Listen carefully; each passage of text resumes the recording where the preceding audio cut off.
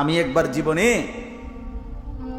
আমার এক দোস্তের ছেলে, ভাই, ছোট ভাই, সে ছোট বলতে 14-15 বছরের ছেলেটা, ওই একটা রাস্তার সামনে দিয়ে যাচ্ছিল, ভুলে হোটেল, এখানে একটা হোটেলের সামনে দিয়া, হোটেলওয়ালা গরম পানি, একদম গরম কড়াইয়ের তেলের কড়াইয়ের পানি, ভুলে বেচারা পুরা বল বা বালতি যেটা দিয়ে হোক এটা রাস্তা ফিক্কা মারছে। ঠিক এই টাইমে এই আমার এই আপন ঘনিষ্ঠ বন্ধুর ভাই অয়ে দিদা যাচ্ছে, ছেলেটা মাদ্রাসায় পড়েছে, তার এই পিছনটা রান সহ এই গরম পানিটা পড়ছে গায়ে, একদম পুড়ে গেছে। পরে কুমিল্লা মেডিকেল কলেজে বার্ন ইউনিটে, যেখানে আগুনে পোড়া রোগীদের চিকিৎসা হয়, ওইখানে আমি তারে দেখতে গেছিলাম। তা আমি যখন গেছি তখন দেখছি যে নার্সরা তার এগুলা ড্রেসিং করতেছে।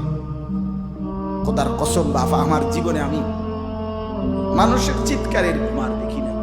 আস্তা চামড়া, মানে নার্সরা এমনি যে ছিঁড়তেছে, টাইনা টাইনা তুলতে আছে চামড়াটা তার শরীরে,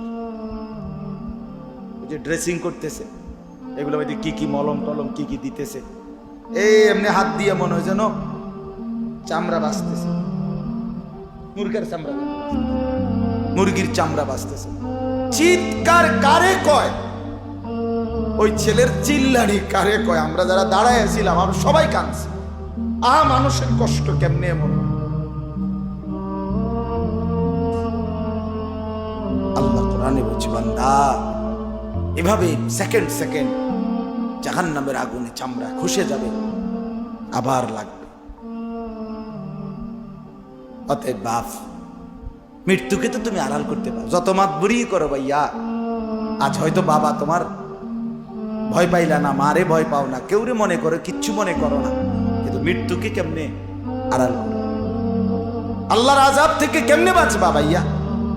কেমনে কেমনে? তালফাহু ওয়ুজুহাহুমুন নার ওয়া হুম ফিহা কালিহুন।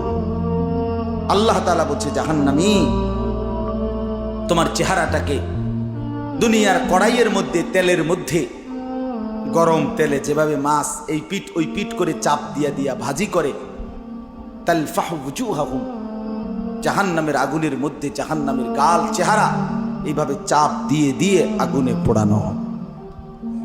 ওয়া হুম ফিহা কালিহুন, আর তখন জাহান্নামের চেহারা বিভৎস মলিন হয়েছে।